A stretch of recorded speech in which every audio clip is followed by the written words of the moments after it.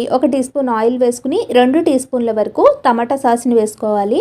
ఆయిల్లోకి టమాటా సాస్ అంతా బాగా మిక్స్ చేసుకున్నాక 2 కప్పుల వరకు బేసిక్ పాప్కార్న్ని వేసుకుని అంతా బాగా పట్టేలాగా కలుపుకోవాలి.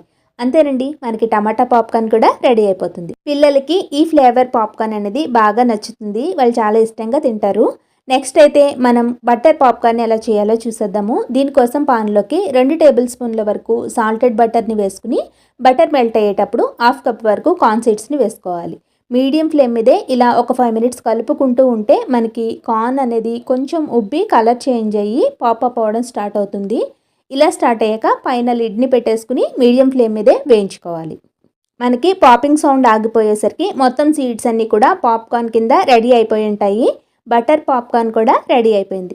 చూసారు కదా, చాలా ఈజీగా 4 డిఫరెంట్ ఫ్లేవర్స్ తోటి పాప్కార్న్ని ఇంట్లో ఎంత ఈజీగా చేసుకోవచ్చో. ఇలా ఫ్లేవర్డ్ పాప్కార్న్ని బయట